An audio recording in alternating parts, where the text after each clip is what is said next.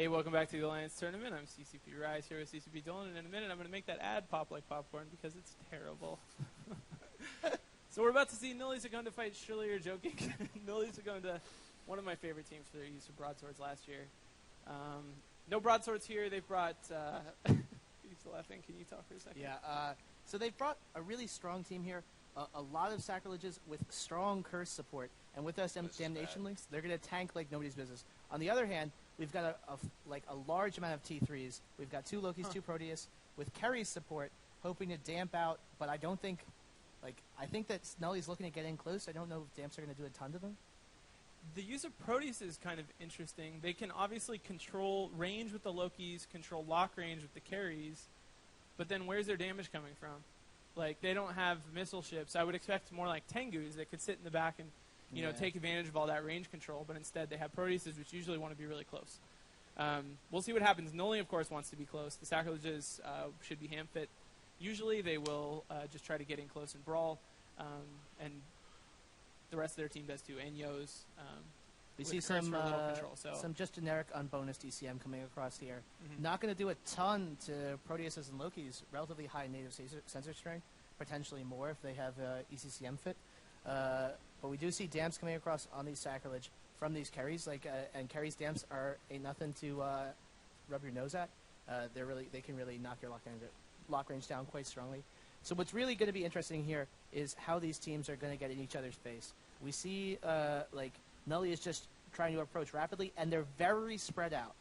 So they're going to try and contain Surely You're Joking against the side of the arena to prevent them from being able to really dictate range.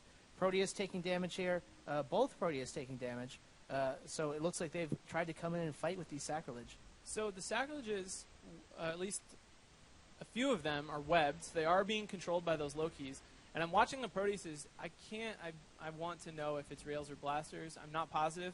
But the Proteuses are being really hesitant. They didn't go in and brawl the sacrileges right away. They sort of waited. Now they're going in closer and committing. But for a while, they just sort of let the sacrileges sit out of range. Sacrileges were able to hit stuff, but were not maybe able to hit at whatever they wanted. They probably couldn't hit the Oneros, for instance, because of the damps and their webs keeping them from going wherever they wanted. So they're shooting Proteuses for now. Of course, the Proteuses will have a pretty huge tank, and it doesn't look like they're making any significant progress against those. Yeah. Also, we have split damage coming across on 2 sacrilege. I don't know if that's a smart choice, but they just got to apply damage to whatever they can at this point. They're just something has to give here because these are 2 really strong setups. Kerry's dropping though. If they can clear off some of this E-War off the field, they potentially have a lot more room to move around. Yeah, absolutely. If they can get, I mean, the Lokis are going to provide a lot of control until they go down, no matter what. But having lock range to at least control their targets definitely makes a big deal. It does look like the Surely You're Joking guys are mostly all ganged up around 1 or 2 of the sacrileges now. So yeah, the sacrileges of Tanya there is going down pretty quickly now that they're all focused on that. Same time, Proteus for Surely You're Joking taking pretty good damage as well. He's not catching reps due to a damped Oneros. Curse catching reps for some strange reason. Sacrilege drops. So that's a significant portion of their DPS. They'll probably switch over to Real Poison now as Nulli Secunda tries to clear these carries off the field. They have to get them down, although the carries under fire by Anuman is catching reps, and it's taking them a long time to kill a carries. An interesting option the Nulli team has here, I'm looking, their curse is well within range and not under a ton of pressure of the enemy Oneros. So because the Nulli curse can put pressure on the Surely You're Joking Oneros, their ability to rep is a lot lower, which means they might be able to get the Proteus down even with the Oneros still as up. the Proteus falls, you can see guys, there in our battle feed, which helps you sort of follow what module effects are landing on each team. You can see there the neutralizer effect, of course, coming from the curse for the Nulli Secunda team. But the Proteus is they're still getting reps here. Are they cap transferring to that Oneros? Wow, this is interesting. So the Oneros for Surely You're Joking has now gone into the middle of the fight. He's sitting right where the rest of the Surely You're Joking team is, the Lokis and the Proteuses. He's also right on top of the sacrileges. So he's getting neuted now by the curse, presumably, as well as the sacrileges. And we'll have to see if they switch their damage onto him or try to stay on that Proteus, because they do have the option now to do either one. With the one sacrilege down, this has turned into a pretty strong... they're just brawling. And if this Proteus breaks, that's a big deal. But, he's been holding at low armor for a while. Wow, there's like frig fights going on all over the place here too. I see one of the Surely You're Joking Retributions shooting at Tyrannus. It's safe to say that all this E-War, I mean, you can see the tracking disruption, the webbing, all of this is adding up and making it really difficult for all the ships. This frigate fight might really burn Surely You're Joking.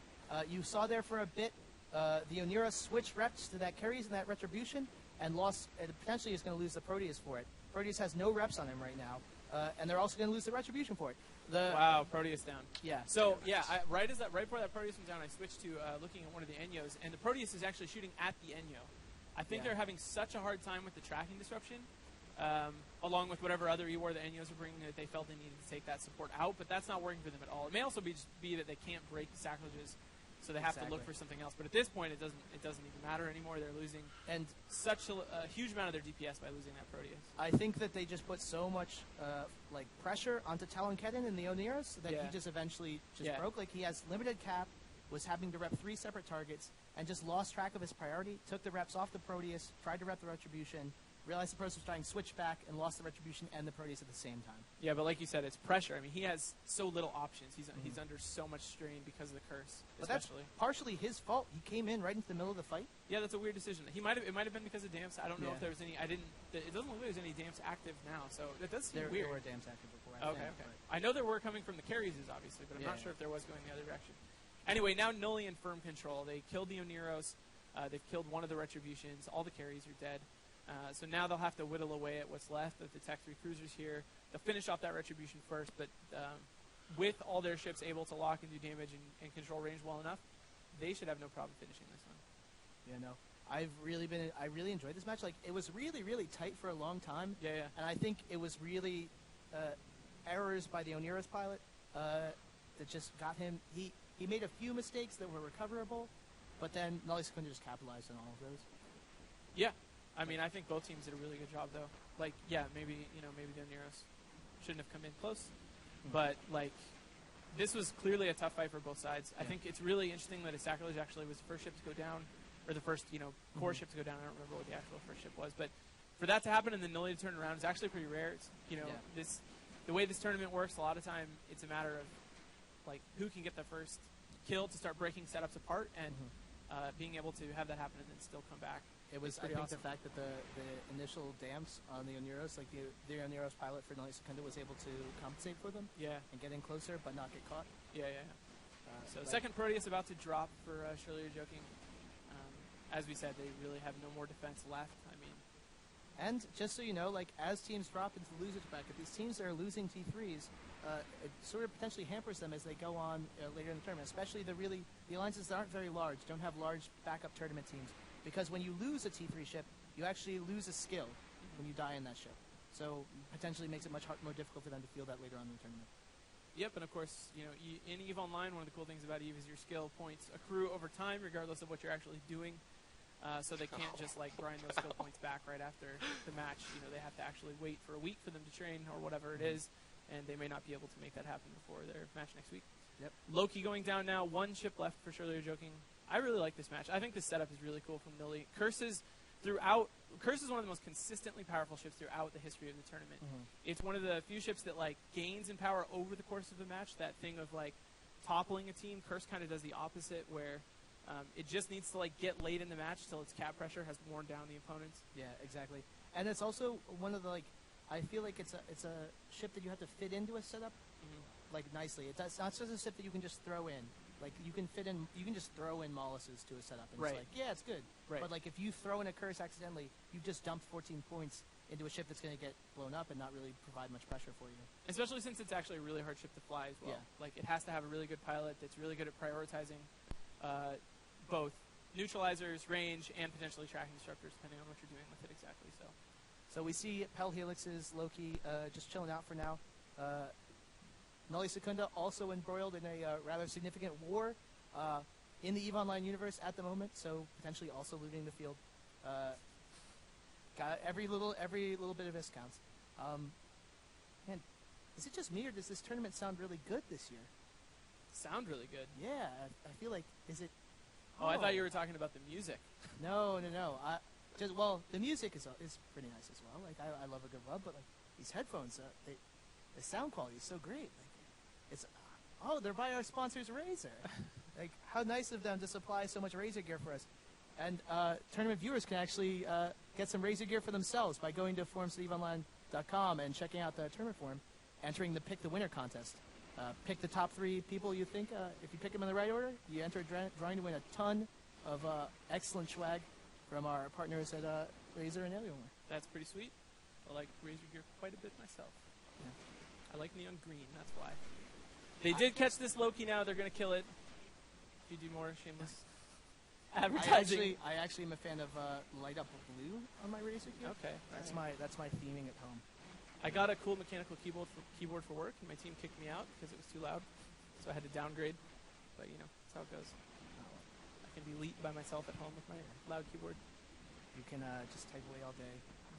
Neighbors don't care. I don't need to type anyway because I just solo PvP mostly. Yeah. Loki in half armor. Do you feel like the feedback on F1 through F8 is really... it's really important. Nice. You got to have mechanical keys so that you can hit that F1 really comfortably and quickly whenever you want. Yeah, exactly. Shift F1, get the heat right. Don't want the timer. We keep not watching the timer. Match has probably been over for like half an hour. Sorry, guys. We're having so much fun around here. All right. See you in a minute. We're going to throw it back. The next match coming up is Exiled Ones versus Choke Point. See you in a couple minutes.